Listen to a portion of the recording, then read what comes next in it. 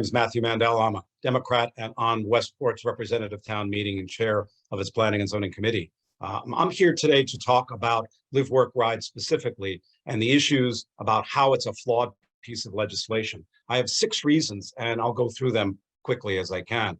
The first one, they claim that it's an opt-in for the communities, but it's actually an arm twist in that if a municipality chooses not to be part of the new regulation, they will lose state funding for their infrastructure, sewers, roads, and schools.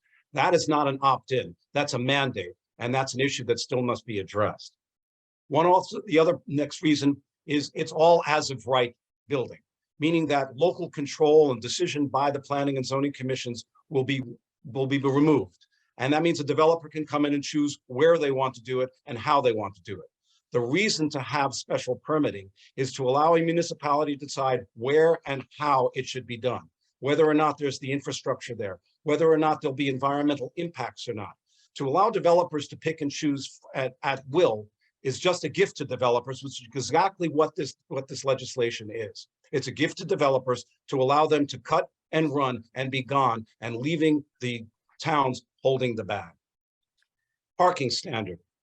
The concept with the parking standard is they want to create a walkable community. And that's a phenomenal goal to achieve, but you cannot create the commercial infrastructure by fiat. If the butcher, the baker, and the candlestick maker is not within this zone, not within this walkable community, the people need their cars to drive. And in Westport's case, all of the shopping is 2 to 3 miles away from the train stations. So anybody who's living there will not be able to have their cars because there will not be enough parking. It creates a 2-class system, those that have cars and those that don't. And that's not exactly what you're supposed to be doing when you're looking to create affordable situation or to desegregate the towns. Also, with the parking standard, part of it is to allow for greater development and cheaper development because you don't have to have the parking. And that is another gift to developers by having this done. The parking standard does not work for suburban communities where people need to be able to get to their schools, need to be able to take their kids to their after-school things, and of course, be able to shop. Also, the other concept is, who's to say that the people living here are going to be using Metro North to get to their jobs? I suggest they don't. I suggest they will also need cars to get to their jobs as well. So the parking standard is really problematic for communities where people are set up to still drive around. The next is density does not equal affordability. The concept with Live, Work, Ride is to create huge amounts of density in order to change the market structure to then decrease the housing costs to create affordability. But when you look at Norwalk, that's created thousands of units over the last few years, they have not seen any decrease in the housing costs at all. What the theory is really supposed to be doing here, and Desegregate Connecticut has said it many times, is to ultimately create so much housing that it buckles the underlying financial structure of the property values. And that will hurt the people who have bought into their area, have bought property, own their houses, and now if it buckles, they will be losing their interest. And if their houses and their mortgages go underwater, they could actually lose their houses. So the idea of just unbridled development in order to create affordable housing is not a good theory. It doesn't work. And I'm curious, how come no model has been done looking at the future to see what would occur? The fifth, there is no affordability created by this piece of legislation. As Maria just said prior, the inclusionary aspect of this doesn't kick in until you have 10 units. Now they want to build 20 units per acre. So in the more wealthy communities where property values are high, a developer will come in and build what? How many? 9 units, avoiding having to build affordability. So they will build 9 units, and then the next one will build 9 units, and the next one will build 9 units, basically crawling across the community, not creating affordability, and instead building multi-million-dollar condominiums, because that's what condominiums go for in Westport and other communities of wealth. This doesn't create any affordability. This is against the entire theory of creating affordability and desegregating our town. All it is a gift to developers to come in, cut and run, take their profit, and leaving the municipalities and ultimately the state holding the bag. Let me bring up the last one. Climate change. The theory here is that we're supposed to be densifying along the rail corridor. That would be the Metro North corridor. Now, where's the Metro North corridor? It's all along the water. So if you go to the CT deeps website, they have pages on theories on maps and where coastal flooding will be occurring in the future because of sea rise. Westport's train station within 20 years is slated to be inaccessible during high tide in 20 years.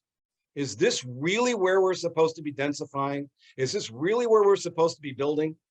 Common theory for global warming is we're supposed to be building more to the north. We're supposed to be building more where there's height. And we're supposed to be gradually retreating from the coastline as sea rise occurs. Now, if people don't believe in climate change, then you can go ahead and densify. I, for one, believe that this is occurring and that we should be wary of it. But what's going to occur? Developers are going to come in, they're going to build, they're going to cut and run, and who's going to be left holding the bag? First of all, the people who are living there, the ones in the affordable housing who do not have the finances to be able to move as quickly, and the state will be left holding the bag. The municipalities will be holding the bag. Developers will have cut, run, taken their profits, and gotten out of here.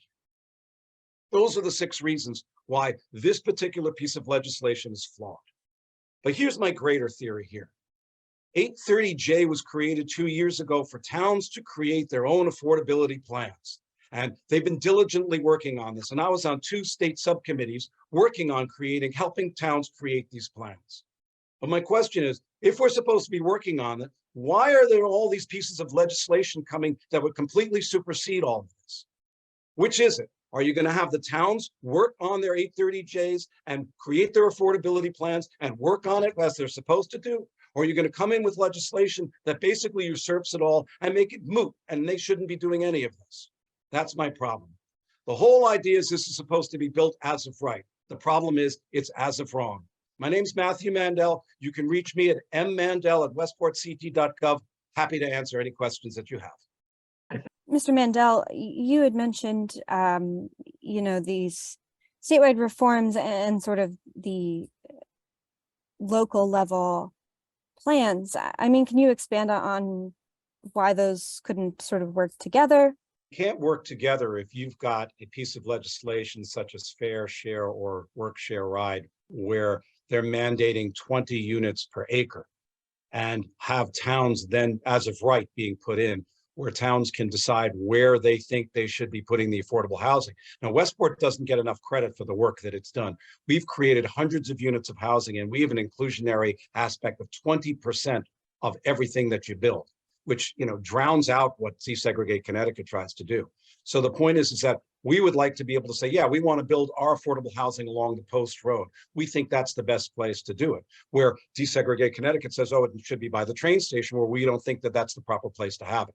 So you take that as a microcosm for the 169 different towns that want to be able to control it themselves and say, hey, we want to build affordable housing. We want to put it here and here and here and make it work properly. Now, maybe we put 30 units on an acre in a certain spot, which would be our choice to do it, not have the state telling us how it should be done. That's the difference between 830J and the things that are going here. And I worked on these different reports to make sure that we gave them the best tools necessary to be able to create a good plan moving forward. And we should allow that to play out. That's the whole goal of what the state wanted to be doing, not have new legislation that usurps it all.